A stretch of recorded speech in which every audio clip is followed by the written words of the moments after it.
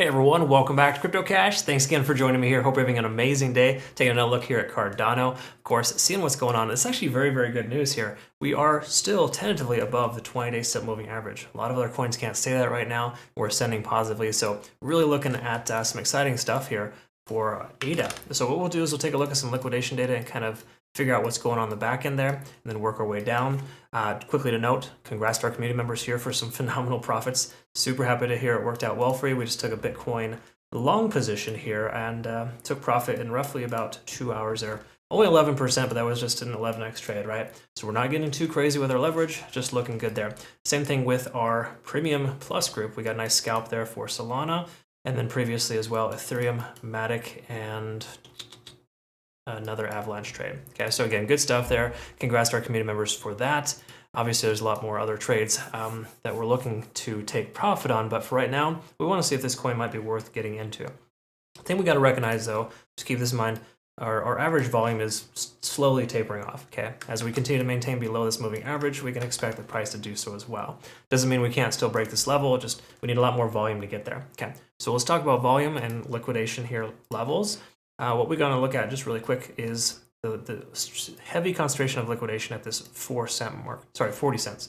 40 cents is a area that is going to be a massive, massive target. Okay. The main reason why is we've got tons of liquidation. A lot of folks don't know this, but when you have a lot of liquidation at a specific level, that is like a target on your back for the whales. They're going to want to push the price action there to wipe out all the shorts, so they can have free reign to either push the price action higher, use it as a support, or just drop it right back down again to wreck the late longs. Again, it's like little games that they play, whale games, but this is something important to note. There's a little bit of liquidation at 36, basically just say 37 cents, but majority of the liquidation levels occurred at 38 cents. Okay, so a lot of folks got wrecked there for the longs and swept, of course, these lower levels, and now we're back on track. So based on liquidation, there's a stronger chance we'll see 40 cents than we will, 36 or 35.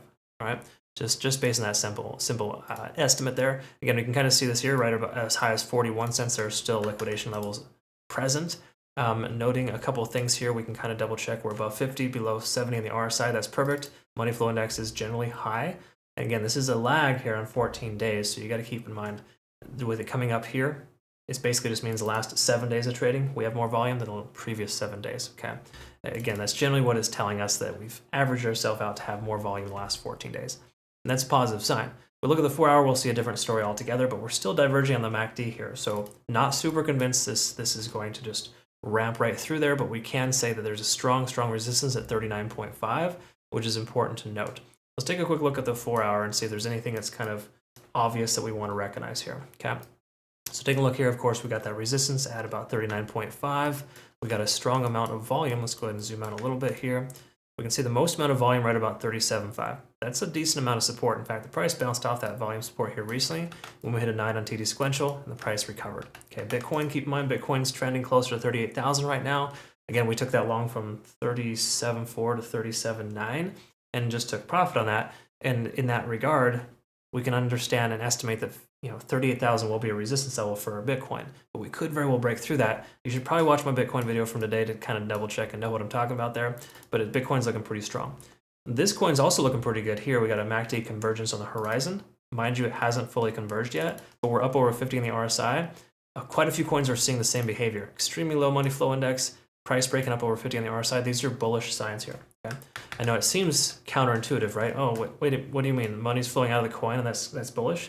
Well, no, it just means that the last 2.5 days the price is pulled back and is due for a correction. Correction typically goes up in this regard since we've been moving down for some time. We got some resistance again, keep in mind, based on previous stated elements there at about 39.5. But once again, we retest that 39.5 range. There's a great chance we'll break through with all that liquidation at 40 cents, okay? The last thing we want to take a look at here is, well, I don't think that's, well, we can acknowledge this here just really quick to be straightforward. Even though this isn't the cleanest Elliott Wave, hypothetically we hit our highest point here at about 41 cents. So if we do not pass 40 cents here soon, we could very well see a lower price point of somewhere between 30 to 34. I'm not subscribing to that because, again, that's a bit of an exaggeration personally. I don't think we're going to see that low of a price point. But again, if Bitcoin pulls back to 34, 35,000, different story altogether. So take a look here at ADA on the 1 hour. Let's go ahead and clean up the chart a little bit and just double check some key factors here. So we're testing this resistance right now, but we haven't broken through. We've got convergence, we've got the lagging span clear of the price action. That's a very positive sign.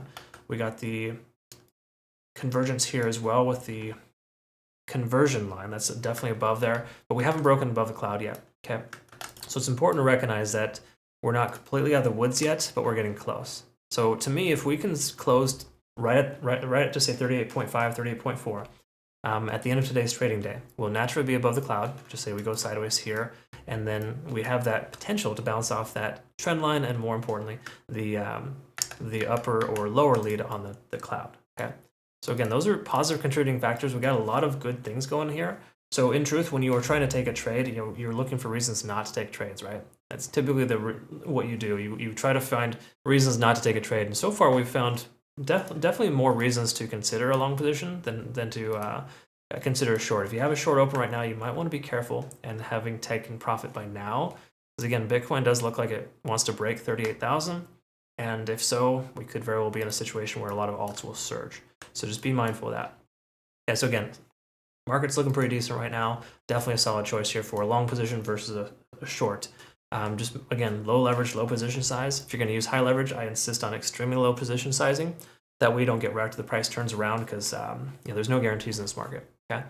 All right, folks. Hope you learned something here today. Again, one last parting words here. Be sure to utilize this benefit, this exclusive campaign between now and November 30th.